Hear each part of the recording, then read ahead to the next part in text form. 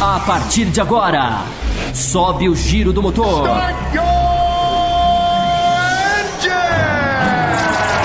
Está começando Café com Velocidade. Opinião e debate sobre o melhor do esporte a motor. Apresentação: Bárbara Franzin, Thiago Raposo, Thiago Rosa e Fábio Campos. Café com Velocidade, o seu podcast semanal de automobilismo. Café com Velocidade. Para você que nos ouve no café.autosfera.com.br, estamos começando a edição 540 do Café com Velocidade, uma edição bem interessante, pois tivemos aí título da Fórmula 1, a decisão acontecendo no México, e tivemos aí a penúltima etapa da MotoGP, uma categoria também aí bem interessante que a gente vem discutindo ao longo do ano, etapa por etapa, e a gente vai falar um pouquinho sobre como ficou a situação do título nessa categoria. Mas eu tenho que começar esse programa de forma diferente. Nós estamos gravando hoje, segunda-feira, 30 de outubro, e esse programa irá ao ar na terça-feira, dia 31 de outubro, e exatamente 10 anos atrás, se você está ouvindo no dia 31, porque foi no dia 31 de outubro de 2007, que nasceu o Café com Velocidade. Então a gente está aí muito feliz comemorando a marca de 10 anos de existência. Recebemos alguns parabéns pelos e-mails, o pessoal no grupo do WhatsApp comentou também. E a gente está preparando algumas coisas aí ao longo do mês, né? Aproveitando que é mês de Fórmula 1 no Brasil também, GP do Brasil. Algumas coisas para celebrar e para ajudar a gente a comemorar esses 10 anos. A gente pretende aí ter um mês intenso, cheio de coisa, ter os nossos boletins ao vivo, que a gente costuma fazer lá de Interlagos, mandar áudios e tudo mais pro pessoal que está no nosso grupo de WhatsApp. Se você ainda não está nesse grupo, entre em contato com a gente no cafécomvelocidade@gmail.com, porque esse mês de novembro, né, outubro que está terminando e o novembro que vai começar, este mês daqui para frente, de 31 de outubro a 30 de novembro, tende a ser bem intenso no Café com Velocidade para o mês de celebração destes 10 anos. E eu quero convidar eles aqui na ordem cronológica, né, de chegada ao Café com Velocidade. Então, o Thiago Santa Rosa, seja muito bem-vindo. Ele que adentrou lá na edição número 100. Seja bem-vindo a essa edição comemorativa de 10 anos. Vocês devem perguntar, mas como assim tá chamando Rosa e não a Bárbara? A Bárbara Franzin hoje não está presente, infelizmente, no dia da festa. Mas semana que vem, com certeza, ela estará aqui também para comemorar. E daqui a pouco também ela vai participar aí. Ela gravou um áudio especial, a gente vai colocar assim que começar o bloco da Fórmula 1 para ter a participação especial dela com uma surpresa, hein? Ouçam que tem uma surpresa vindo de Bárbara Franzin. Mas Thiago Santa Rosa, seja muito bem-vindo. Você faz parte dessa história. Bom dia, boa tarde, boa noite para você, Thiago Raposo, para todos os ouvintes do Café com Velocidade. Sim, eu faço parte da história, o Café com Velocidade faz parte da minha história, e eu sou muito grato a todos que me ajudaram, me apoiaram a estar aqui, principalmente você, Raposo, a Bárbara, pelo convite lá atrás. Eu que já saí, já voltei, então sou de certa maneira um regresso aí do Café com Velocidade, e estou muito feliz de estar aqui hoje, podendo debater no mais alto nível o automobilismo de uma forma que poucos ou quase nenhum canal consegue debater no Brasil. Então, 3 horas de programa média por semana, com muita informação, com muito conteúdo, sem aquela coisa de brincadeiras a todo momento, que alguns tentam fazer porque traz audiência. Nossa audiência acaba se qualificando por conta disso, então fico muito feliz e muito agradecido por fazer parte de um programa que é, de certa maneira, um pouco a minha cara quando se fala a respeito de automobilismo. É claro, de novo, eu tenho que ressalvar mais uma vez, tudo graças a Thiago, ao seu esforço e sua dedicação nesse programa aí, que já dura 10 anos, e Bárbara Franzin, que também deram parte de sua vida a vocês, ouvintes, e a mim também, e claro, meus outros 2 colegas de bancada. Então fico muito feliz e espero poder retribuir a eles por mais 10, 20, 30 anos, e com programas de qualidade, com debates interessantes a respeito das categorias que são tratadas tanto no programa principal quanto nos programas especiais, inclusive entrevistas e tudo mais.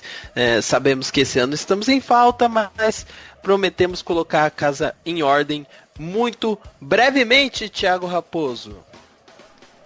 Com certeza, Thiago Santa Rosa, a ideia é voltar o que foi a temporada 2016, uma temporada cheia de programas especiais, entrevistas. Quem sabe pro ano que vem a gente coloca essa ideia em prática novamente. Eu não gosto muito quando vocês falam assim, graças a Thiago Raposo e Bárbara Franzin. Eu gosto que vocês se incluam, sabe? Porque realmente isso aqui é um conjunto, sabe? Todo mundo faz parte. Não me vejo eu ou Bárbara Franzin, eu sei que ela também pensa assim, mais especiais por estarem desde o início, porque o Diogo entrou esse ano e pra mim tem a mesma importância, sabe? O Diogo, do que ele ajudou a segurar esse ano, as faltas que tiveram, agosto, vocês sabem que a agenda foi super corrida, e o Diogo tava sempre aí participando. Eu acho que foi quem mais participou esse ano do programa, por exemplo. Mas antes de chamar ele, Fábio Campos, seja muito bem-vindo. Você que entrou ali pela 100ª, 60ª, algo desse jeito assim, e tá aqui com a gente até hoje, mas fez uma participação especial lá no número 31 ou 32, se não me engano, lá nos primórdios, no início, há muito tempo, e agora está aqui com a gente comemorando 10 anos e faz parte também, sem essa de, principalmente, a Bárbara, principalmente não tem aqui, todo mundo faz parte. Olá, Raposo, olá para os nossos ouvintes que estão aí nessa data, acompanhando a gente nessa data especial. Eu acho que o principal que a gente tem que agradecer não é nem o Raposo, nem a Bárbara, nenhum de nós, é o ouvinte. Eu acho que os 10 anos tem que ser comemorados pelo ouvinte, porque apesar de que a gente não tem nenhum ouvinte que nos ouve há 10 anos, o que é absolutamente incompreensível, porque nos aguentar uma década... Cara, eu acho que o André... pedir muito. Eu acho que o André Luiz do Pau se não tem 10 anos, ele tem ele vai 9 ter que anos se manifestar. Ele tem 9 anos e meio, hein? Não, mas eu acho que essa audiência cíclica é absolutamente natural, né? Eu acho que é difícil você achar um programa de televisão, por exemplo, que você assista há 10 anos. Né? Quando eu digo você, eu digo as pessoas. Né? Então a gente não pode pedir mais do que isso. Mas é dedicar essa edição ao ouvinte, né? que sem dúvida é quem é o responsável por isso tudo, e fazer um pequeno adendo. Eu devia ter entrado depois do Rosa, porque o Rosa já falou tudo que tinha que ser falado, não tem mais nada a acrescentar. Que 31 de outubro passa a ser também um dia importante, fundamental para a história da Fórmula 1. 31 de outubro de 2017, já que a data que você citou, que marca o aniversário, vai ser a data que o programa sai na terça-feira, né? Amanhã, para nós que estamos gravando na segunda. Passa a ser um dia importante para a mudança do caminho da história da Fórmula 1. A Fórmula 1 vai se definir o que ela vai ser no futuro, nesse 31 de outubro. Então fica esse registro também de que é uma data aí cósmica, com uma conjunção de fatores e de muita importância para quem gosta de corrida. Com certeza estaremos de olho em tudo que rolar para fazermos aí os nossos comentários, os nossos debates pelo que vem por aí nos próximos programas. E já que esse ano ele abandonou, então esse ano já conta aí no débito dele de menos um ano nos anos que ele escuta o Café com Velocidade. E agora sim, ele, Diogo Gomes, o caçulinha da turma. Seja muito bem-vindo, Diogo Gomes. Grande Thiago Raposo, é sempre um prazer falar com você, professora bancada e, claro, todo o público do Café com Velocidade, fazer parte disso. De verdade, eu era ouvinte de vocês, fui durante alguns... Comecei o envolvimento e até virar membro. Então, enfim, só agradecer a você, aos outros membros, e o público me recebeu bem pra caramba, mas... Enfim, no geral, parabéns a todos vocês que fazem isso já há tanto tempo. Eu tô vendo o trabalho que dá pra fazer isso, né? E vocês estão fazendo isso há tanto tempo, então, poxa, parabéns. Muito obrigado, Diogo Gomes. E seguindo com a nossa edição com o programa, quero também agradecer aos nossos apoiadores que também fazem parte dessa história, porque sem vocês... tudo ficaria mais difícil, porque quem lá apoia o Café com Velocidade ajuda a manutenção dos servidores, ajuda com alguns outros gastos. É uma surpresa que a gente vai anunciar aí daqui 1 ou 2 semanas, que também usamos aí o dinheiro dos apoiadores, que é uma surpresa bem interessante. Tem 2 surpresas vindo por aí que tem o envolvimento dos apoiadores. Então, se você não sabe o que é isso que eu estou falando, entre no apoia.se/Café com Velocidade e venha você também se tornar um apoiador deste programa. Você pode, a partir de qualquer quantia mensal, participar e ser aí um colaborador do Café com Velocidade. Por exemplo, você tem R$5 mensais para colaborar, vai lá, coloca R$5 mensais. Eu costumo falar que é menos de R$1 por dia e você pode ajudar bastante esse programa. Pode com 10, pode com 15, cada um sabe aí o que pode ajudar. E tenha certeza que um pouquinho de cada um faz uma diferença gigantesca no sucesso desse programa. Então não deixe de entrar lá, apoia.se/Café com Velocidade. Se você não decorou o nome aí, tá no link do programa também. Entra aí no café.autosfera.com.br para vocês clicarem no link lá no apoia e saibam como participar. É muito simples, é um cadastro muito rápido que você faz. Você define a quantia mensal e é debitado automaticamente. Você não precisa ir lá mensalmente colocar sua colaboração. Então é bem fácil. Venha fazer parte você deste programa de apoiadores. Agora eu vou passar a vinheta. Nós vamos começar a falar de Fórmula 1. Mas logo depois da vinheta já vem um recado de Bárbara Franzin para vocês. Fala galera do Café com Velocidade, não podia deixar de passar por aqui nesse programa em comemoração aos 10 anos do nosso podcast. Então eu venho aqui deixar um recadinho muito especial para vocês e também agradecer todas as mensagens que a gente recebeu ao longo dessa última semana aí nos parabenizando. Então muito obrigada. E para mostrar também que o nosso agradecimento é com cada um de vocês que toda semana, religiosamente, faz o download do nosso programa, escuta nossas opiniões, debate com a gente. Nós vamos fazer um sorteio nessa edição especial 540. E como que vai ser esse sorteio, né? É muito simples, mas vamos falar primeiro do prêmio, que é o que todo mundo quer saber. Vai ser um anuário do Reginaldo Leme, né? O Automotor. Edição 2016-2017, então é a última que saiu, que foi lançada no mês de março desse ano. Traz aí tudo o que aconteceu nas principais categorias do automobilismo, então Fórmula 1, Stock Car, Indy, um livro assim recheadíssimo de informações, né? Quem conhece aí uma outra edição, já viu na livraria ou tem em casa, ele é um item de colecionador mesmo para quem gosta de automobilismo. E a parte mais legal é que nós trouxemos esse livro do lançamento, então ele está autografado pelo próprio Reginaldo Leme para o ouvinte do Café com Velocidade. Então olha que legal, que recordação é essa que você pode ganhar. Então agora eu vou falar como, que é super simples, muito fácil.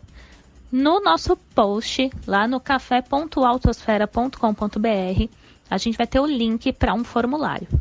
Por que a gente precisa de um formulário, né? Que eu preciso pelo menos do seu nome e e-mail para a gente entrar em contato com você e avisar se você foi o vencedor ou não do nosso anuário. Então não se preocupe que esses dados não serão divulgados em lugar nenhum, mas a gente precisa ter esse controle para fazer o sorteio. Se você está ouvindo este programa talvez um pouquinho mais para frente, o sorteio vai acontecer no programa da semana que vem, que é gravado no dia 6 de novembro. Então você tem até o dia 5 de novembro para participar. Então quem se inscrever no dia 6, pode até ser dia 6 durante o dia, porque a gente grava na parte da noite, né? Até dia 6 de novembro, 16 horas então, você pode se cadastrar no nosso formulário, depois ele vai ser encerrado. A gente faz o sorteio, já vai contar na edição que vem quem ganhou esse anuário, que eu tenho certeza que vai fazer um dos nossos ouvintes muito feliz. E a gente encontrou essa maneira aí de presentear vocês, agradecer por todo o apoio ao longo desses 10 anos. Que venham mais 10, porque a gente adora fazer esse programa e adora esse contato com todos. Então fica aqui meu agradecimento e uma pequena inserção minha nesse programa para vocês não esquecerem de mim. Eu tô sempre aqui de um jeito ou outro. Então é isso, agora a gente volta com Café com Velocidade e se inscrevam no formulário em café.autosfera.com.br.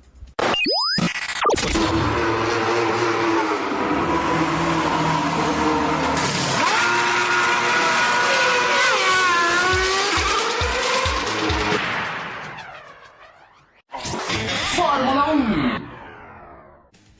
Que beleza, Bárbara Franzin. Eu quero participar desse sorteio aí também. Vou me inscrever, vou arrumar um laranja aí, colocar no nome da Gisele. Eu quero esse anuário aí. Não tem ele na minha coleção ainda, é o último, então, autografado ainda. Então, eu quero esse anuário na minha coleção. Vou arrumar um jeitinho de me inscrever e tentar ganhar. Mas corram, participantes aí. corram ouvintes, né? Tornam-se participantes, sigam as instruções aí que a Bárbara Franzin deu no áudio dela e concorram também a este anuário. Mas vamos começar a falar, mas antes da gente começar a falar da Fórmula 1 em si, Diogo Gomes, você, antes da gente começar esse programa, a gente estava aqui esperando o Fábio Campos, que estava chegando, a gente estava divagando sobre uns temas e tal, e você entrou num assunto tão interessante que eu pensei, não, a gente precisa discutir isso no programa, a gente precisa conversar isso ao vivo sobre... Você estava divagando sobre tamanhos das categorias, audiência e tudo mais. Se você puder repetir as indagações e a surpresa que você colocou pra gente iniciar esse debate, por favor. Vamos lá. Isso não estava planejado, hein, querido ouvinte. Eu estava comentando, né, antes do programa, quando a gente se preparava aqui, o quão, desse final de semana, eu mais uma vez parei para pensar sobre o quão grande a Fórmula 1 é, né? E principalmente com relação às outras categorias. É impressionante como você tem, por exemplo, na MotoGP, que também vai ser assunto aqui nesse programa, no próximo bloco, definindo um campeonato, talvez uma corrida não tão agitada, mas enfim, definindo o campeonato próxima, e em anos anteriores que teve ainda mais apertado, ainda mais agitado, e mesmo assim a Fórmula 1 em números, em audiência, em tudo, é incrivelmente como é superior, né? E esse final de semana até, eu diria, inspirado pelo show lindo que o torcedor mexicano fez, aquela parte do estádio ali maravilhosa, eu fiquei, cara, de novo, eu já parei pra pensar nisso outras vezes, e de novo eu parei e pensei, caramba, como é grande, né, como é tão superior às outras, mesmo que as outras tentem, a MotoGP hoje, citando mais uma vez, que é o principal elemento de comparação que eu tenho, a MotoGP hoje, cara, talvez esteja num ponto quase que perfeito de regulamento, tanto da parte técnica quanto da parte de julgamento e tudo mais. Eles chegaram num ponto essencial, sabe? De balanço, de controle geral, qualidade individual fazendo muita diferença, pessoal envolvido, tudo é muito perfeito. E mesmo assim, sempre está milhas e milhas e milhas atrás de uma Fórmula 1, independente do que a Fórmula 1 faça ou deixe de fazer, né? Então, é impressionante isso, como choca isso, e toda vez que eu paro para pensar sobre esse tamanho eu fico meio impressionado. Fábio Campos, a Fórmula 1 merece esse tamanho todo, esse prestígio todo, essa diferença digna de privilégios, de telespectadores e tudo mais, frente às outras categorias, por exemplo a MotoGP, que é um campeonato tão fantástico, tão emocionante, interessante de se acompanhar? Olha, essa questão é muito interessante. É tudo uma situação de perspectiva, né? Claro que a Fórmula 1 ela é uma marca, né? Apesar do nome Fórmula 1 não possa ser exclusivo como marca, né? Porque ele designa especificação de construção, né? Fórmula 1 pode ser usado para várias coisas. Eles não podem nem proibir o uso da marca, mas como marca, né, o desenho, aquele símbolo da Fórmula 1, por exemplo, é uma marca que tem um tamanho avassalador, né? Um tamanho global. A Fórmula 1, isso feito, claro, muito pelo Bernie Eccleston, se transformou num evento que tem... não dá para comparar com outros esportes, né? As pessoas gostam de comparar com o Super Bowl. A Fórmula 1 ela tem um tamanho gigantesco de mobilização por onde ela passa e pela televisão. Isso aí é gigantesco o que eles conseguiram construir. É a categoria rainha mesmo, né? E acho que essa expressão, embora feia, ela é super verdadeira, porque a rainha é que está acima de tudo, é que comanda o reino, é quem dá as ordens e é quem controla tudo, digamos assim. Mas isso é uma questão de perspectiva também, porque, em primeiro lugar, a Fórmula 1, o que ela tem hoje não é eterno.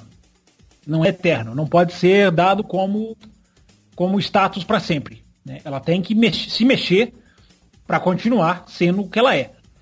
Se a gente for analisar que o México tem todo um fator realmente novidade ainda, tem o fator Sérgio Pérez, que é belíssimo, é maravilhoso você ver um país com um ídolo para correr, né? Com tantas pistas que são inférteis, digamos assim. Você vê que o México tem uma sementinha ali de um piloto, que isso a gente sabe que bem trabalhado pode se transformar num automobilismo cada vez mais forte a nível mundial. Mas se a gente for pensar que a Alemanha não quer mais a Fórmula 1, que o alemão não quer mais a Fórmula 1, que a reação, e esse final de semana a gente pôde mais uma vez comprovar algo que eu comentei aqui no Café no ano passado. A relação do público da Malásia com a MotoGP é diametralmente oposta à da Fórmula 1, tanto que a Fórmula 1 não volta mais para a Malásia, e a arquibancada de Sepang pulsa com a MotoGP. Muito da discussão da semana passada, da punição, que eu acho absurda, dada ao Verstappen, não ouvi ainda vocês, vou ouvi-los da semana passada, ouvi o da semana retrasada, e vou ouvir certamente o da semana passada para saber a análise de vocês do Grande Prêmio dos Estados Unidos. Mas muito do que houve ali, da discussão do Verstappen, tem o dedo da MotoGP. E eu vou explicar para o ouvinte que não entendeu. Hoje há uma grande discussão, embora não exatamente naquela curva, onde teve a discussão Verstappen contra Raikkonen ali na última volta. Mas hoje todos os autódromos já se veem numa encruzilhada, os autódromos que cediam as duas categorias, porque a MotoGP já ganhou um tamanho que as discussões de áreas de escape agora passam, inclusive, pela Dorna. A gente teve uma morte em Barcelona de um piloto de moto, por uma questão ali de área de escape, né, que muita gente discute se poderia, se deveria ou não ser diferente. Estou falando do Luiz Salom. Mas aonde eu quero chegar? Hoje em dia, os autódromos pensam muito na MotoGP antes de fazer reforma. Vou dar um exemplo. O autódromo da Áustria, que é gerenciado por uma equipe de Fórmula 1 e que hesita em fazer mudanças que a FIA quer para não ferir o que a Dorna quer. Então eu estou dando esse exemplo porque a MotoGP ela está começando a incomodar, entre aspas, incomodar. Porque ela não incomoda, porque eu volto a falar aqui o que eu coloquei, por exemplo, no Twitter na semana passada. A MotoGP volta a ser o maior espetáculo de velocidade que existe no planeta do tamanho que ela tem. Pode ter outros campeonatos com uma movimentação tão frenética quanto, mas a MotoGP é mais global do que qualquer um deles. Então a Fórmula 1, ela tem o seu lugar, ela tem ainda os seus números estrondosos, como disse o Diogo Gomes, mas esses números não duram para sempre. Por isso que eu falei na abertura do programa a importância do 31 de outubro, da data em que vai ser revelado o novo motor, que pode afastar ou atrair, que pode colocar finalmente ela num ponto de mais equalização, que alguns acham besteira e alguns acham fundamental. Mas o resumo da história é isso. A Fórmula 1 ela é gigante, magnânima. Ela se construiu através de um nome que virou mais nome do que conteúdo. Isso também eu coloco esse asterisco na colocação feita pelo colega. Ela é mais nome do que conteúdo, embora ela esteja num momento que tem muita coisa que a gente vai apontar aqui no bloco de coisa boa. Mas ela tem muita falha, ela tem muito o que trabalhar, enquanto a MotoGP é o contrário. Ela não é a marca da Fórmula 1, mas ela tem um conteúdo que está fazendo com que ela ganhe cada vez mais adeptos, cada vez mais ela enche autódromo e cada vez mais ela participa da discussão sobre áreas de escape, que é uma coisa que antes a Fórmula 1 era assim, muda essa curva, não existia conversa, não existia discussão. Hoje já há, porque hoje já há interesse em pensar nas duas categorias ao invés de apenas uma. Sem dúvidas. Você estava falando disso, eu estava lembrando que aqueles videozinhos, né, que a Fórmula 1 está liberando agora sobre o briefing dos pilotos e tal, em determinado momento, eles estão discutindo sobre a curva 9, lá de Austin, não sei se todos os ouvintes vão ter em mente a curva 9, mas é uma curva que durante todo o final de semana todos os pilotos foram bem lá fora, e aí estou estudando sugestões e tal, e o Ricardo chegou a falar assim, bom, tinha um famoso AstroTurf, né, que eles falavam ali que eu gostava, e por que esse ano não tem mais? E aí o Charlie Whiting fala, por conta da MotoGP, a gente não pode mais usar esse AstroTurf porque para as motos não é seguro, então a gente tem que achar maneira de corrigir isso.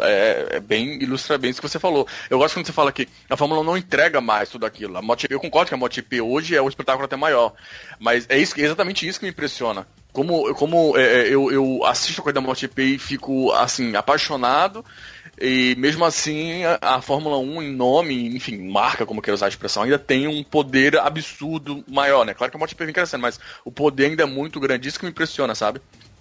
É interessante, né, Diogo? Antes até do Rosa também certamente entrar na discussão, a gente tem que também separar, né, a MotoGP, a repercussão da MotoGP no Brasil, da repercussão da MotoGP no resto do mundo.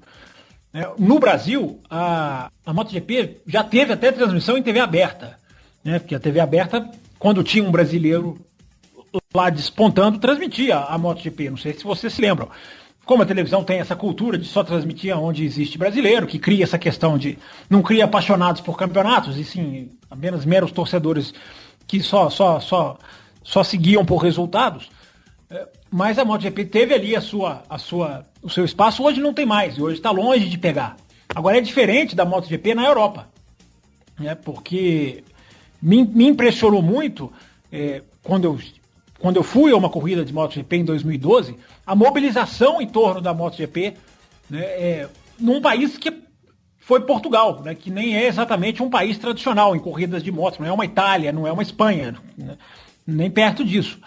Mas um autódromo lotado, tomado, eu não consegui assistir praticamente algumas voltas, porque eu não consegui entrar na arquibancada. Tudo bem que as arquibancadas de Estoril são menores do que as arquibancadas do circuito de Curitiba, por exemplo. Apesar de eu nunca ter estado em Curitiba, mas eu posso afirmar que são menores. É um circuito acanhado. Mas a mobilização de pessoas, o interesse, né, o entorno do autódromo é impressionante. Como a MotoGP ela tem, né, longe de nós, o público muito específico, né, que normalmente é o público da moto, né, o motoqueiro.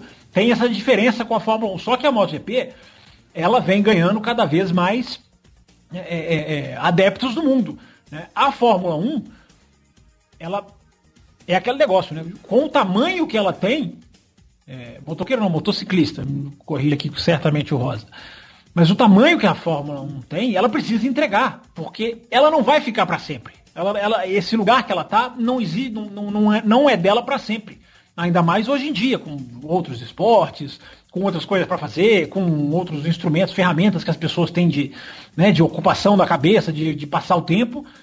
A Fórmula 1 ela tem que andar junto. E me assusta, eu sempre falo isso, como a Alemanha, por exemplo, deu as costas para a Fórmula 1. A Alemanha ela parece que não tem interesse. Logo a Alemanha, que tem campeão do mundo, carro campeão do mundo, enfim, é o país que vem aí numa explosão de resultados nos últimos tempos, e ela não roda lá. Então, é a perspectiva, né? A questão do México tem a questão do ídolo que a gente tem que ponderar também, né? Que influencia, né? Mas até, só uma última coisa, estava reparando esse Grande Prêmio do México, a sexta-feira vazia no México. Porque a sexta-feira é aquilo que eu bato aqui tem meses, talvez até mais de meses. A sexta-feira é tão pobre da Fórmula 1 que o autódromo estava vazio na sexta-feira, né? E no sábado e domingo, lotação máxima. Então, se a Fórmula 1 não evolui aos poucos, ela ainda é uma marca gigantesca, sem dúvida nenhuma. É assustador. É assustador você ir em alguns países e ver, né, como pessoas de outros países viajam para ver a Fórmula 1.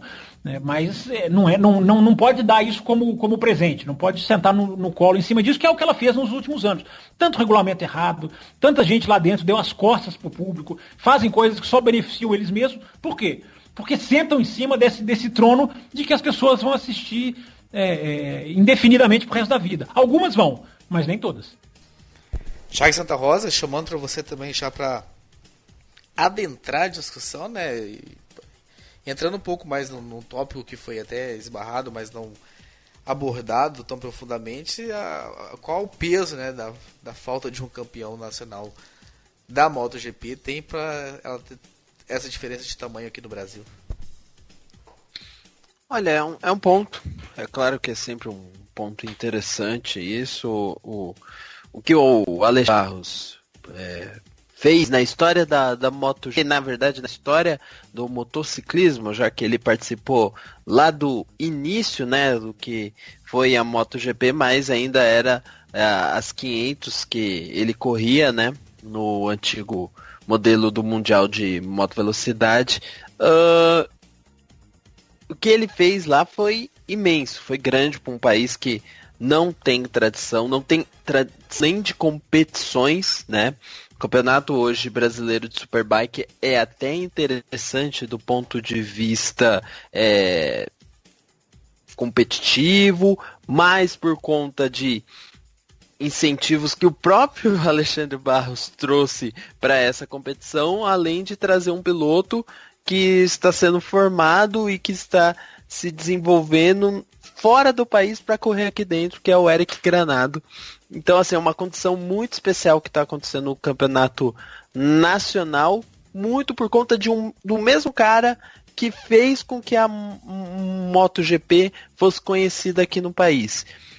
Eu digo isso antes de mencionar a respeito do peso de um título aqui, exatamente para mostrar isso realmente impacta, porque o Alexandre Barros ganhou prova, teve destaque, era um piloto extremamente respeitado, mesmo não sendo campeão, mas ainda assim, em matéria de divulgação, em matéria de conhecimento, ele ficava muito, muito abaixo, e ainda fica muito abaixo, de pilotos que foram simplesmente medianos na Fórmula 1, porque a Fórmula 1 tem esse histórico, né? Antes de ela se expandir aqui, tem esse histórico de pilotos vencedores e tudo mais. E aí entra algumas questões que vão influenciar também sobre a mídia, qual é o canal hoje, quem centraliza as transmissões, o que representa a Fórmula 1 para os brasileiros. Vamos pensar, por exemplo, que a Fórmula Indy, que teve sucesso ao longo dos anos aí, isso falando entre kart kart, Champ Car e a IRL, ainda assim é uma que está a léguas de distância por conta de quem influenciou nas transmissões e quem trouxe a discussão para os lares, vamos dizer assim, até como o Fábio Campos gosta de mencionar às vezes, né, as discussões dos bares a respeito de Fórmula 1 que de fato não existem, só nos bares onde a gente se reúne para poder conversar a respeito, né? Mas ainda assim é muito, muito abaixo. Então, claro, esse fator influencia bastante. Inclusive, até a gente acaba entrando numa seara, Thiago Raposo, uma brincadeira com os nossos ouvintes, a respeito muito do Franco Morbidelli de ser o piloto taxado ou que as pessoas que transmitem hoje a Moto2, né, que faz parte do calendário ali da MotoGP, tentam trazer como se fosse um piloto brasileiro, talvez buscando exatamente isso, fomentar um público a ver um piloto vencedor que tem origem brasileira, mas não é só isso que acaba fazendo o esporte. Tem outras coisas, tem paixão, tem emoção, tem uma série de coisas. E aí acaba talvez ficando ainda muito vago essa história e somente essa relação de título vai continuar sendo fraca. A questão e a relevância da MotoGP dentro do cenário brasileiro dos esportes. Antes de passar aí para os meus colegas também comentarem a respeito, veja o vôlei, por exemplo. O vôlei nacional multicampeão, que é um esporte que nos últimos 20 anos, tanto masculino quanto feminino, domina o que acontece, isso não só em competições sazonais, como Liga Mundial, como também competições em períodos mais longos, né, de distância entre eles, como, por exemplo, os Mundiais. Mas ainda assim não rivaliza nem de longe com o futebol, com o histórico que tem o futebol. E o vôlei já teve momentos de passar em TV aberta, tudo com destaque em horário nobre. Hoje em dia tem um canal que passa, que investe num horário de tarde, de final de semana, porque tem um espaço pequeno na grade. É bem diferente a questão hoje em dia a respeito de outros esportes. Eu acho que o mais legal da discussão aí proposta pelo Diogo é a gente discutir a nível mundial, né? Eu acho que a gente não tem mais que jogar essa conversa para o Brasil, Porque a gente não tem, o Brasil não tem cultura esportiva, cada vez mais a gente é observador do que acontece, nós não somos mais protagonistas, já fomos. Né? Hoje a gente não é nem coadjuvante, né? O Brasil ele vai ficar o Quênia, a Somália do mundo do esporte, porque a gente vai ficar observando os caras. Né? A gente não tem essa coisa enraizada de querer... o esporte que ganha projeção nacional é o esporte que a televisão coloca para as pessoas. As pessoas não existe um esporte que possa ganhar, a MotoGP vai ganhar a projeção no Brasil? Não vai, porque se a televisão quer enfiar o MMA, a televisão consegue enfiar o MMA na cultura das pessoas. Então a gente absolutamente, o que a Globo mandar, o brasileiro vai consumir. Se a Globo passar a telinha lá com fora do ar de 5 da tarde às 10 da noite, vai ter gente que vai começar até a gravar para ver depois, para ver replay. É assim, essa discussão eu acho muito mais válida e útil se a gente pensar no mundo. O que o mundo está fazendo com a MotoGP, ou a MotoGP está se colocando no mundo, o que a Fórmula 1 está acontecendo com ela no mundo. O Brasil é irrelevante nessa discussão, porque a gente não está nem aí. A gente tem uma imprensa absolutamente antiquada, com discussões que há 50 anos são a mesma coisa, sobre o mesmo esporte, a mesma pobreza de comentaristas. A gente está preso nisso. Então, um esporte ganhar projeção é praticamente impossível. A televisão não vai querer ensinar quem é o Valentino Rossi, né? Não vai querer fazer essa... Hoje transmite até muito respeitosamente, né? A televisão brasileira, a MotoGP, né? Respeita o fã da categoria. Mas isso no Brasil isso é insuficiente, porque a gente não está interessado em bom esporte. A gente está interessado em se essa televisão vai passar no horário depois da novela. Aí chama a nossa atenção. Senão não adianta. Pode ser o espetáculo que for, pode ser o Phillip Island que for, pode se repetir Phillip Island 50 vezes. No Brasil vai continuar sendo categoria de Sport TV 3. Diogo Gomes, levando então para o nível mundial, assim como o Fábio Campos propôs aí. Depois de ouvir os seus colegas falarem, você chegou a alguma resposta da sua indagação inicial? Honestamente não. Por isso que é uma discussão boa, né? Porque ela rende bastante. A gente está no momento em que vê a Fórmula 1... Eu vou até deixar outras categorias de lado, mas focando exatamente na Fórmula 1, a gente até vê um momento em que a Fórmula 1 ela perde muito, ela começou a perder bastante, começou não, ela já vinha perdendo há um certo tempo, mas a gente começou a apontar de uma maneira uma maneira maior, né? Mas recentemente a gente teve essa mudança de liderança que, ok, não dá pra falar em números ainda, por exemplo, números com relação a envolvimento em redes sociais deu um boom absurdo, mas é claro, porque antes não tinha envolvimento nenhum da categoria, né? Então é claro que vai ter crescimento, é claro que vai ter envolvimento de tudo quanto é jeito nesse ponto especificamente. Então não dá nem para você comparar números, etc. ainda, mas essa chegada dessa nova liderança, podemos colocar dessa maneira, da Fórmula 1, começa a representar uma talvez esperança, né, de que isso dê essa mudança e para que a Fórmula 1 possa passar, eu diria, a merecer o destaque, porque às vezes eu tenho a impressão que ela é tão grande que ela não merece a grandeza que tem. Claro que conquistou essa grandeza, mas hoje não merece essa grandeza que tem. E aí começa a movimentar nesse sentido de tentar voltar a merecer essa mudança, essa grandeza, melhor dizendo. Você tocou aí no X da questão. Primeiro, que acontecer com a MotoGP, onde quer que aconteça, ela não é de um dia para o outro, né? Não existe um boom de audiência, uma explosão, ela é gradativa, a não ser que morra alguém. Né? Infelizmente, a verdade nua e crua é essa. Né? A não ser que aconteça uma coisa muito, muito chocante, que aí você tem um número de audiência que pode pular. A MotoGP ela vai cada vez mais, ela vai ganhar um espaço, mas não vai ser de uma hora para outra. Ela precisa manter, ela também não pode sentar em cima do ponto em que ela está. Eu também até falei sobre isso semana passada. É o ponto ideal, para não falar sweet spot. É o ponto ideal técnico. Que ela está muito, muito, tudo, de pneus, de igualização, até as carenagens estão dando certo. Essas carenagens meio feias que estão entrando aí na MotoGP agora. Até elas estão fazendo uma parte ali do jogo. Mas você tocou no X da questão. A Fórmula 1 ela tem um público tão cego que é um público que aceita a corrida ruim. ainda tem o público que para mim é pior, que é o público que defende a corrida ruim, que se irrita quando você critica.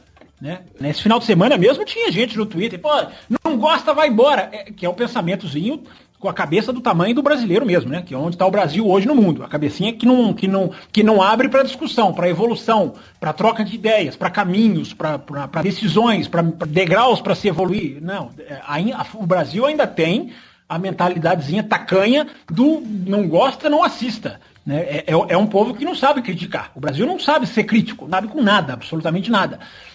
Talvez saiba com futebol, mas mesmo assim, os profissionais que a gente vê hoje em dia aí são de um nível deplorável. Mas existe quem defende ainda. A Fórmula 1 do jeito que ela está, porque é a expressão que eu sempre uso aqui, pedestal. Né? A pessoa coloca a Fórmula 1 no pedestal e não pode melhorar, você não pode discutir, você não pode criticar, você não pode ser uma voz diferente, não. É o pedestal. A Fórmula 1 ela pode tudo na cabeça de muito brasileiro. Lá fora não é assim. Lá fora não é assim. Né? A Fórmula 1 ela não volta para certos lugares se ela não agradar, se ela não entregar como esporte. Ela tem muita obrigação de entregar muito mais do que o que ela fez no México. Muito mais do que ela fez no México, porque ela entregando um bom produto, ela incentiva todas as outras categorias. A Indy ganha, a Fórmula 3 ganha, a Fórmula 2 ganha, a Stock Car ganha. Se a Fórmula 1 der os passos e se transformar num espetáculo proporcional ao tamanho dela, essa é a frase para resumir tudo. Se ela chegar não vai ser boa corrida todo final de semana, ela não vai ser a MotoGP, não vai ser, porque fisicamente não dá, mas ela entregando um espetáculo do tamanho que ela tem, ou próximo ao tamanho que ela tem, todo o universo do automobilismo, até o kart. O kart começa a bombar. Vocês sabem muito bem disso. Todo mundo tem essa, né, a interesse pelo esporte.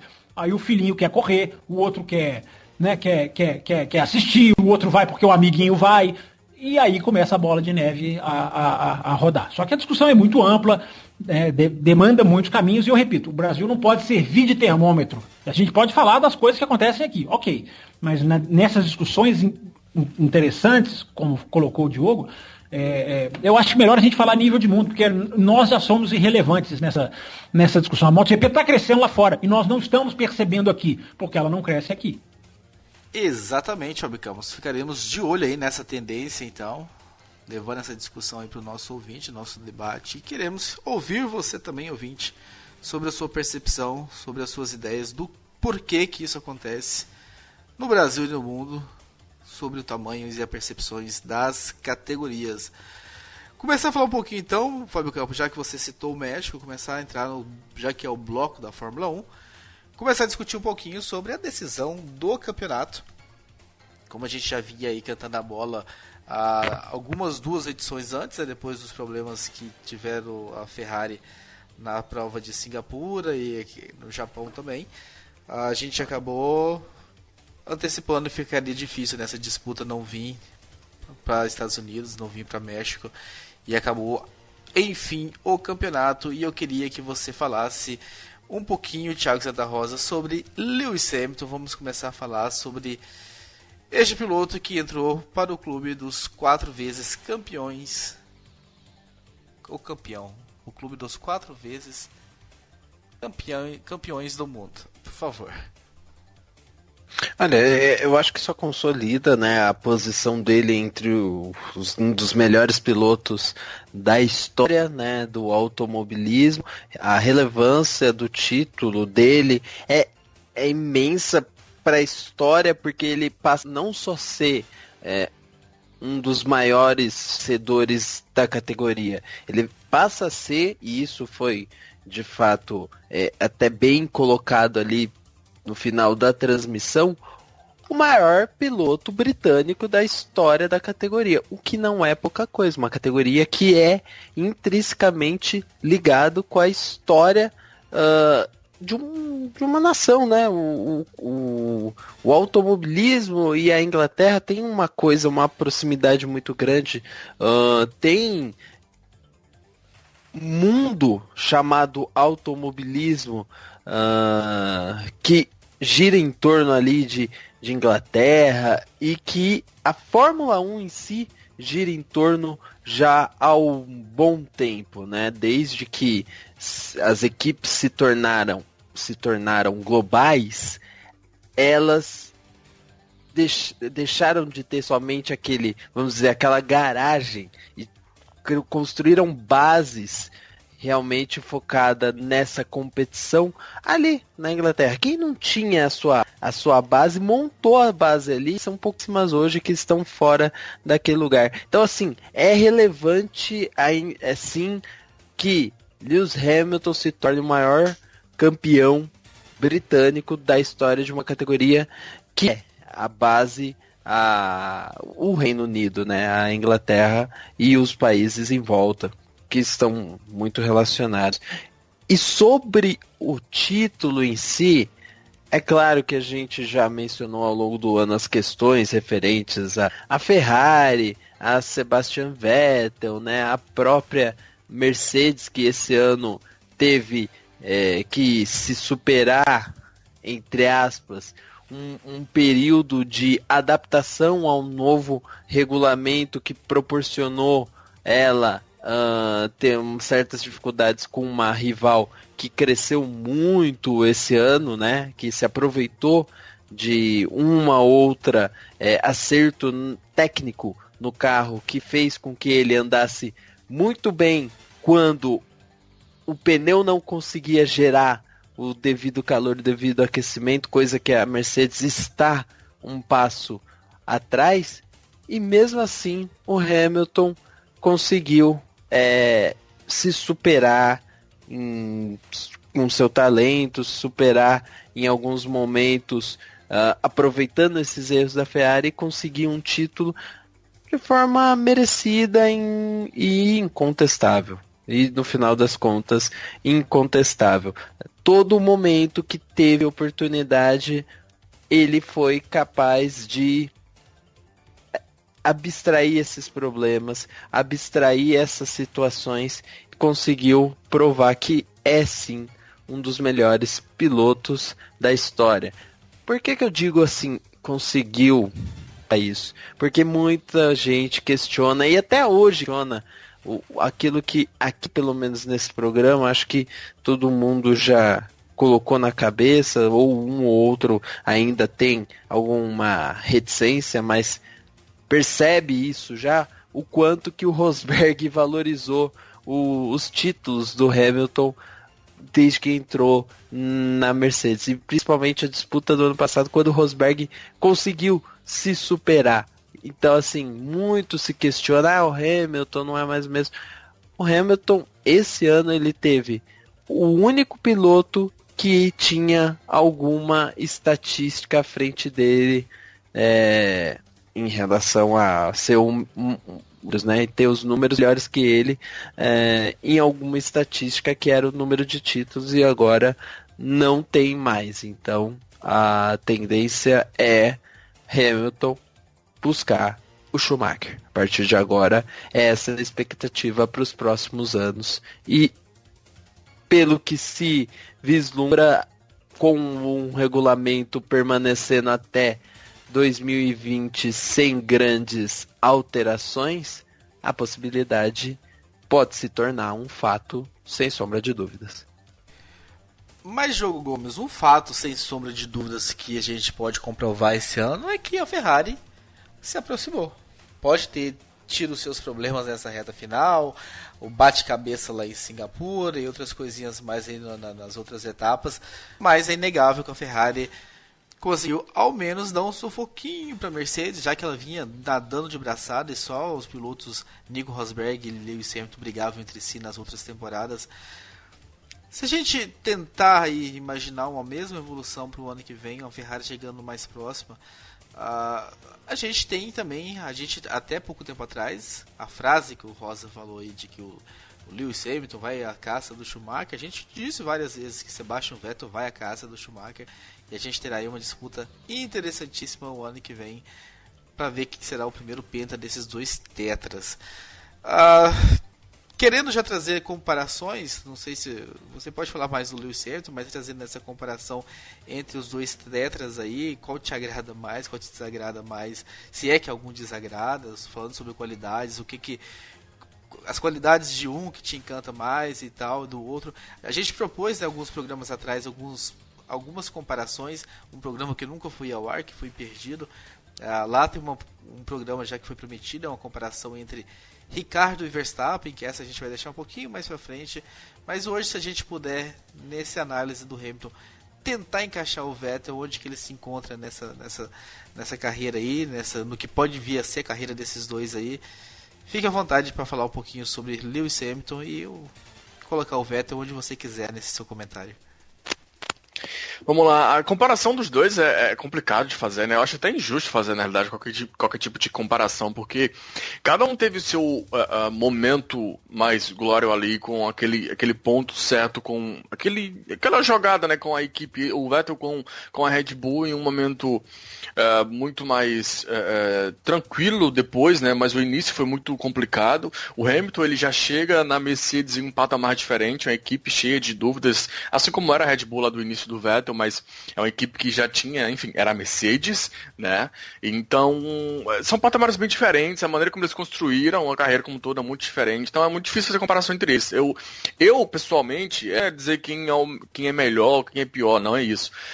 Bom, quem quiser fazer isso, tá, eu não gosto de definir, fulano é melhor, fulano é melhor, mas eu particularmente gosto do Hamilton, gosto muito da maneira como ele ataca mesmo a parte de classificação e corridas e tudo mais, e eu vi o Hamilton começando, vi bem de perto do Hamilton começando, e era muito bom, cheio de erros, e ele veio aprendendo, sabe, a lidar com esses erros, e ainda hoje acho que ele tem muitos erros e muitos problemas, mas ele consegue lidar com isso de uma maneira incrível. Então, eu particularmente gosto mais do Hamilton, mas assim, é uma preferência até, não é nem em comparação com o Vettel, é comparação geral. Para mim, o Hamilton ele tem um nível absurdo.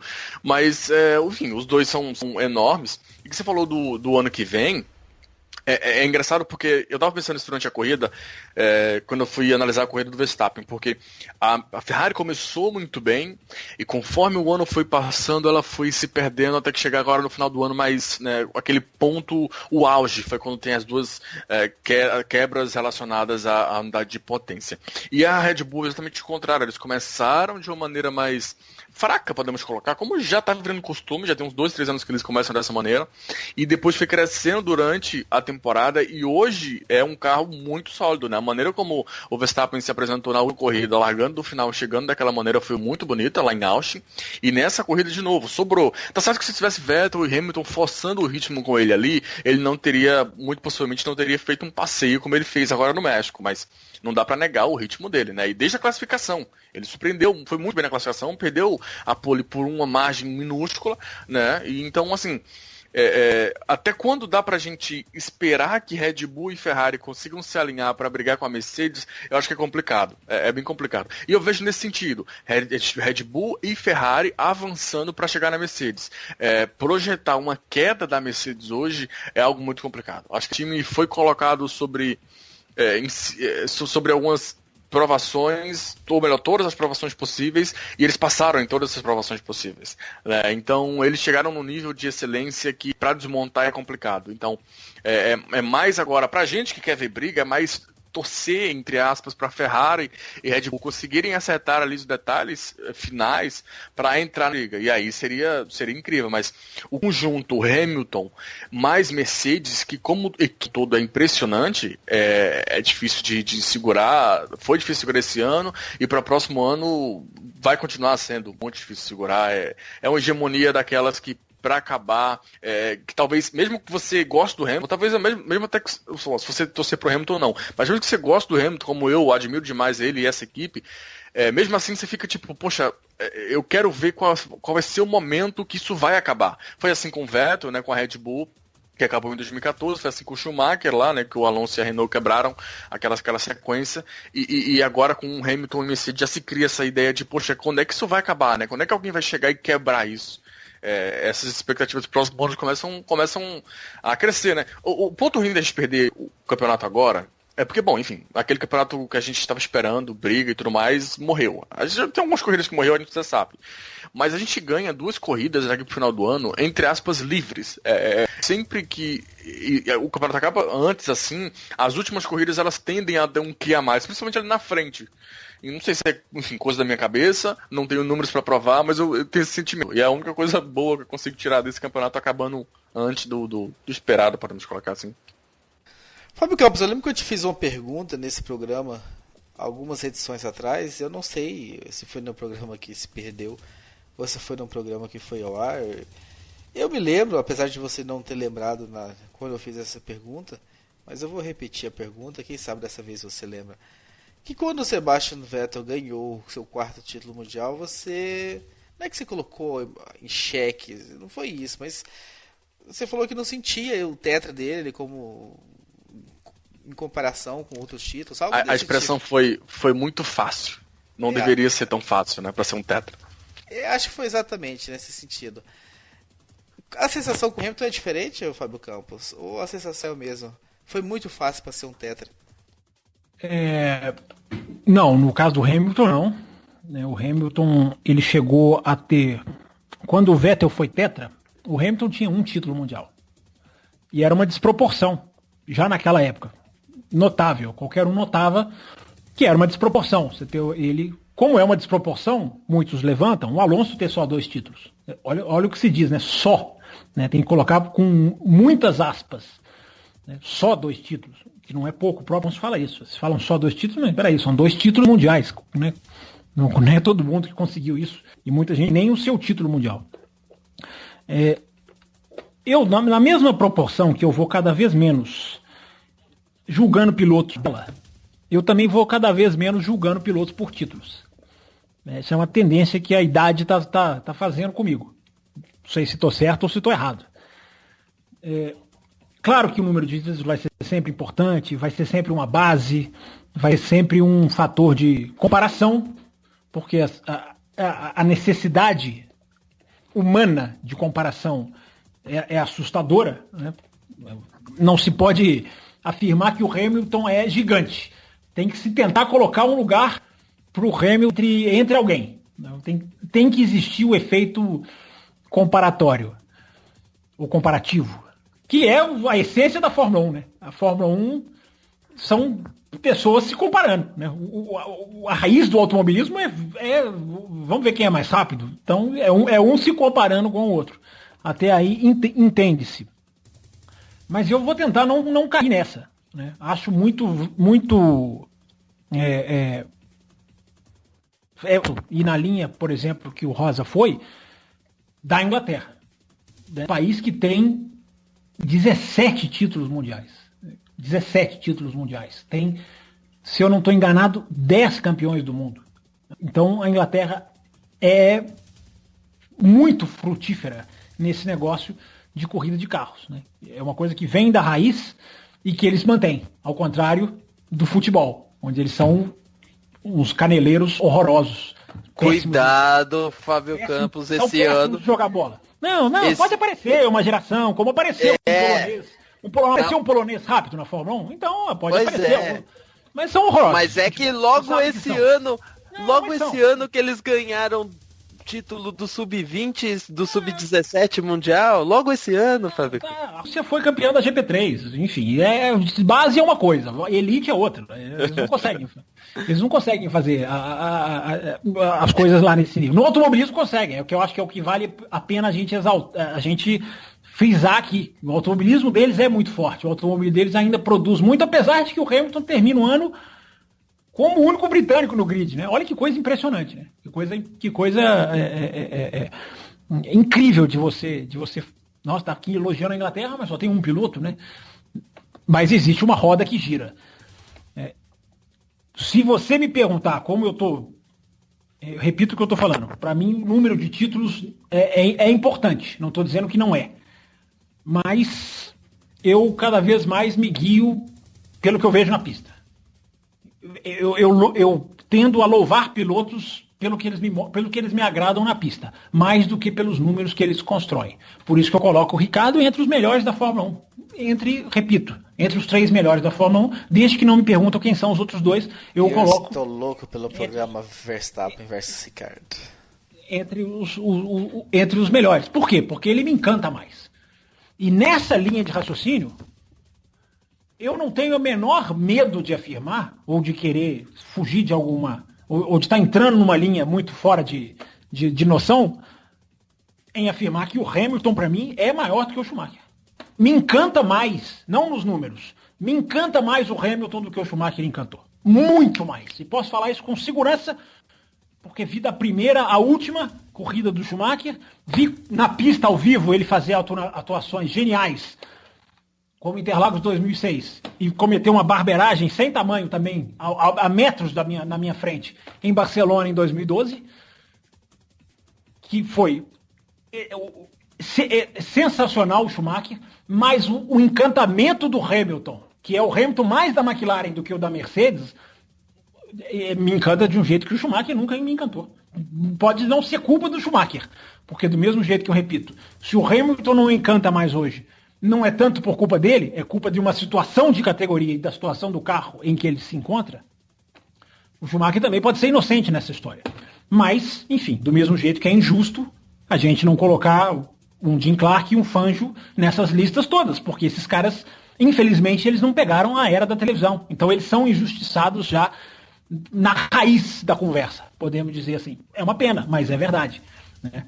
E tantos outros geniais lá do passado que nunca vão ter elemento, a gente nunca vai ter elemento visual para poder analisar estilo, corrida, situações, a gente não vai conseguir. Então, essa necessidade de comparar, ela me impressiona. Eu só acho que a gente tem que, antes de comparar, ser agradecido.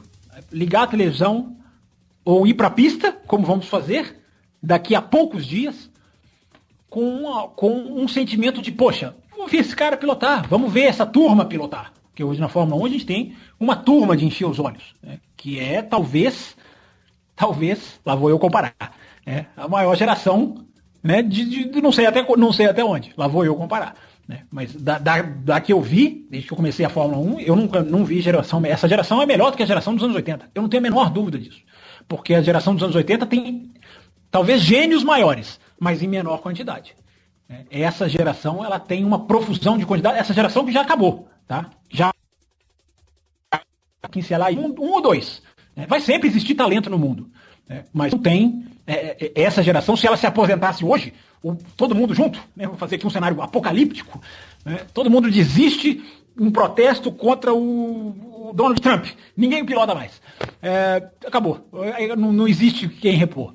Mas a que está lá hoje, ela vai durar muito, voltando agora para o mundo da realidade, porque o Verstappen vai durar muito, o Ricciardo vai durar muito, né, o Ocon vai durar muito, felizmente, né, então essa turma a gente ainda tem vários anos, mas a gente tem que, ao invés de ficar tentando colocar o Hamilton é melhor do que esse, é melhor que ele, pense nisso, ouvinte, que ele te encanta mais do que quem, ou ele te lembra dentro da pista quem? E vamos nos deliciar, como a gente tem que se deliciar com o Valentino Rossi, com o Marc Marques, com o Jorge Lourenço. A Fórmula 1 nisso aí, ela tá pau a pau, até ganhando da MotoGP, porque você tem uma variedade de talentos para se apegar.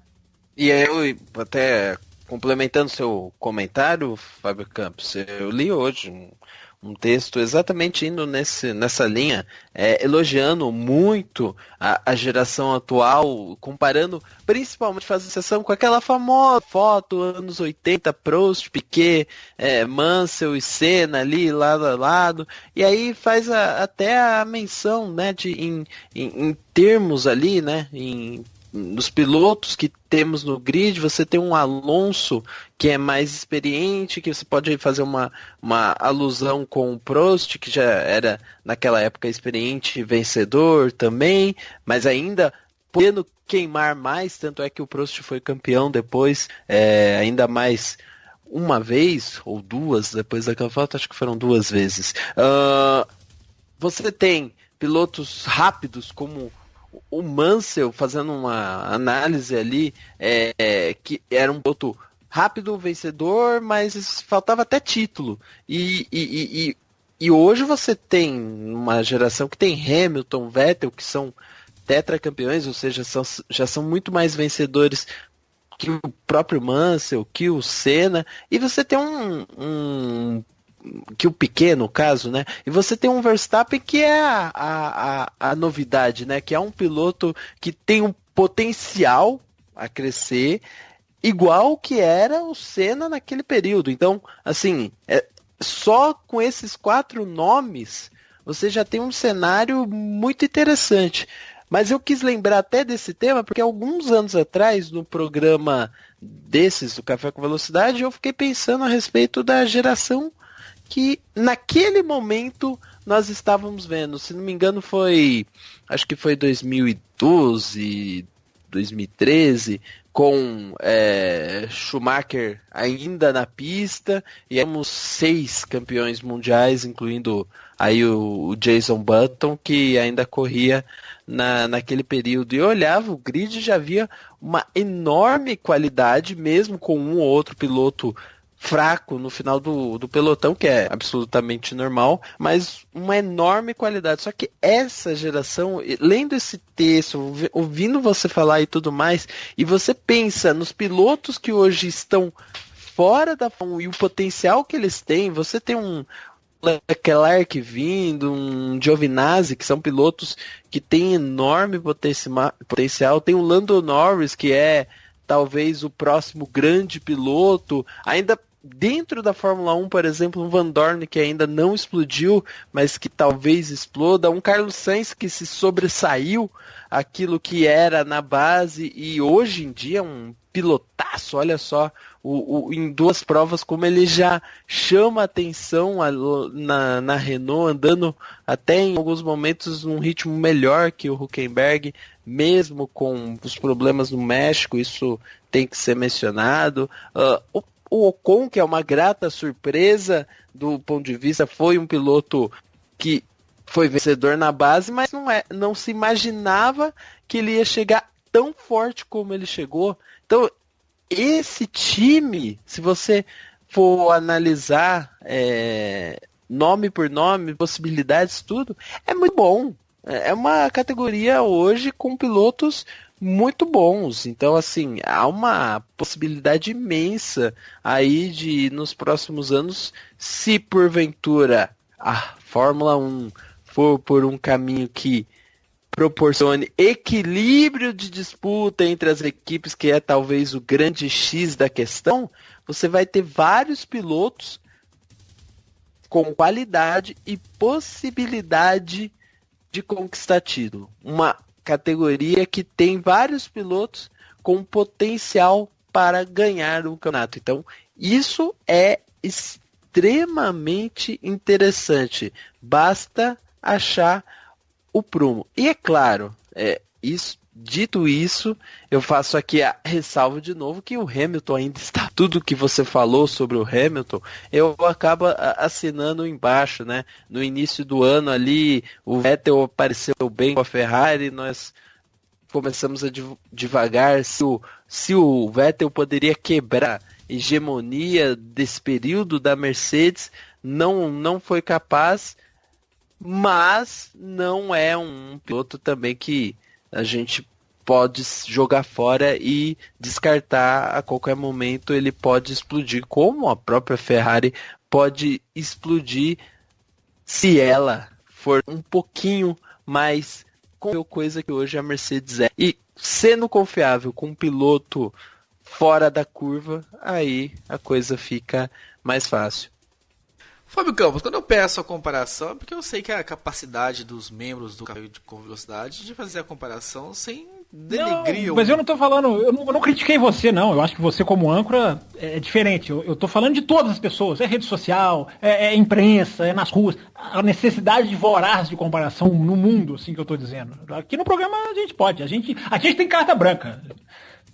Mas chega naquele ponto de que nem sempre comparar significa que o preterido seja ruim, né? A gente pode comparar o muito bom com o excelente. Exatamente. Seria... Que é o... Diga, pode completar. É que é esse caso, né, que eu tô falando de Vettel e Hamilton, por exemplo. Mas já que você soltou uma frase forte aí, eu quero soltar uma frase forte também, porque a sua frase já tá até citada lá no grupo do WhatsApp, já, com aspas e tudo mais. Qual frase? Não, se você for transformar as minhas frases em polêmicas, vãs... Mas não fui eu não, foi o Thiago Santa Rosa. Eu não vou falar mais frase nenhuma aqui nesse programa. Mas não fui eu não, foi o Thiago Santa Rosa que já colocou lá. Hamilton encanta mais do que Schumacher. Dando um spoiler do Café com Velocidade. E eu vou te falar pra você, ouvintes, pra você, Fábio Campos, Thiago Santa Rosa e Diogo Gomes. Também estou aí não digo Galvão Bueno, né? Estou já há algum tempo nesse esporte aí, há alguns anos e tal. Cara, eu não lembro de alguém chegar igual o Verstappen chegou.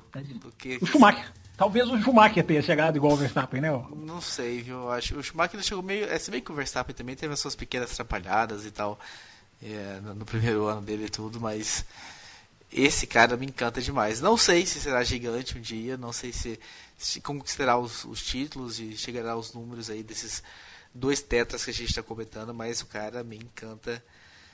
Eu fico até com medo dessa essa coisa de colocar o Ricciardo entre os 3 melhores da Fórmula 1 sem ter que citar os outros 2, porque tá sobrando muito. Não cito os outros 2. Não cito os outros 2 de maneira nenhuma. Não cito. Nem sob tortura. Tá sobrando muito outros 2 aí neste contexto aí pra gente colocar. E fica difícil realmente. Acho que falamos, né, do Hamilton individualmente. Alguém quer falar mais do Hamilton individualmente antes da gente começar a falar da corrida em si? Eu acho o seguinte, Raposo. Esse campeonato exigiu do Hamilton braço. Você me citou na questão do Vettel, os 4 títulos do Vettel. Então, o segundo e o quarto, principalmente, não, mas os outros talvez. Quer exigir braço. Uma coisa é você ter o carro ali alinhado, fazer como o Damon Hill, pega o carro, consegue conduzir, vai lá e ganha o campeão do mundo. Outra coisa é o campeonato que exige de você o que a mais, diria o nosso amigo lá de Recife. Esse campeonato exigiu do Hamilton algo a mais. Apesar de que eu já defendo a tese de que fomos enganados em 2017. Tivemos meio campeonato disputado. Meio campeonato de briga Ferrari contra Mercedes. Porque se você olhar da Bélgica para cá, não existiu briga de Ferrari contra Mercedes. A Ferrari mostrou a super velocidade que eu defendi aqui quando disse que o campeonato não cravaria o campeonato como terminado por causa da velocidade da Ferrari. Mas se a gente for colocar a mesa dos números e dos resultados, não existiu briga na segunda metade do campeonato. O Hamilton ele passeia de uma maneira avassaladora. O líder do campeonato nas últimas 4 corridas chama-se Max Verstappen. Depois da Bélgica, a Red Bull tem 2 vitórias. Estou falando Bélgica por causa das férias de verão, tá? Por isso estou marcando de lá para cá. Porque nas férias de verão se trabalha, se volta com inovações, enfim, os pilotos dão uma resetada, para usar uma expressão horrorosa, mas não me veio outra à cabeça. Então, pegando assim, a metade fria do campeonato é depois da Hungria. Mas houve a parada entre Hungria e Bélgica, que é realmente a parada, a divisão de épocas do campeonato. Depois, repito, depois da parada, o placar de vitórias é Red Bull 2, Ferrari 0. Então, a gente tem infelizmente, né, e o Diogo esbarrou nisso aí, infelizmente, a gente vai ter as férias, porque a terminar o ano com um equilíbrio de equipes que é sensacional. Faz a gente sonhar com a McLaren em 2018. Eu vi uma entrevista do Bob, quem foi o rapaz da Force India? Acho que foi o Snauffer, né? O Otmar Snauffer, ele tem um nome dificílimo. E ele falando, olha, somos quarto colocado, orgulhosíssimos, 2 anos seguidos, mas sabemos que 2018 não seremos. Né? Ele coloca dessa maneira, porque esses caras conseguem, né? E aí eu tendo até a acreditar mais, porque a gente fica aqui, nossa, McLaren, Renault, pode dar tudo errado. Pode dar tudo errado. Não vai. Primeiro que se você pegar um motor, encaixar num carro, não é assim. A Fórmula 1 não funciona assim. Não pega, não é só pegar o motor e encaixar o carro. Né? O sucesso da Mercedes e acho que a gente tem que bater na tecla da Mercedes, né? O sucesso da Mercedes, ele é muito mais do que da competência.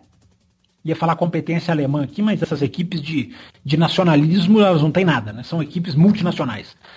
A Mercedes tem sede na Inglaterra, de Fórmula 1, claro. Mas o sucesso da Mercedes não é exatamente competência técnica, embora esta seja gigantesca. O sucesso da Mercedes é a perspicácia, é a vitória. São 4 títulos mundiais, mais uma vez mais uma vez frisando que nós infelizmente vivemos a era das eras, né? É da perspicácia. Eles foram perspicazes, eles começaram a trabalhar o motor turbo muito antes do resto. Mas é muito, não é um pouquinho não. É muito antes do resto. Que foi, isso aí a gente juntando as pecinhas do quebra-cabeça, a famosa conversa de Lauda num quarto de hotel, de Niki Lauda com Lewis Hamilton, o convencendo a sair da McLaren e ir para a Mercedes. Não tenho dúvida, embora não tenha provas, de que uma das... Né, isso era antes da era turbo começar, isso foi em 2012, no final de 2012. Não tenho dúvida que o Niki Lauda apresentou para o Hamilton, olha onde nós já estamos na próxima Fórmula 1. Tanto que o Hamilton vai para a Mercedes em 2013, que já era o último ano do aspirado. Todos os projetos já estavam em andamento, já estava encaminhado, todo mundo já sabia que a Fórmula 1 ia mudar. Então a vitória da Mercedes, é importante a gente falar da Mercedes, é a vitória, na minha opinião, claro, da super competência, mas da perspicácia. E fez o quê? Começar o projeto cedo e conseguir casar motor e chassi. Porque se fosse só motor, a Williams não era a decepção que ela é. A Force India não andaria atrás de um motor Renault de maneira nenhuma, como ela anda hoje. Então, nós vivemos a era do motor. Por mais idiosincrasia que isso possa parecer. Mas não é só motor. Então a gente não tem garantia nenhuma de que a Renault vai casar, vai ser acoplada no carro da McLaren e vai dar certo. Porque hoje em dia você tem...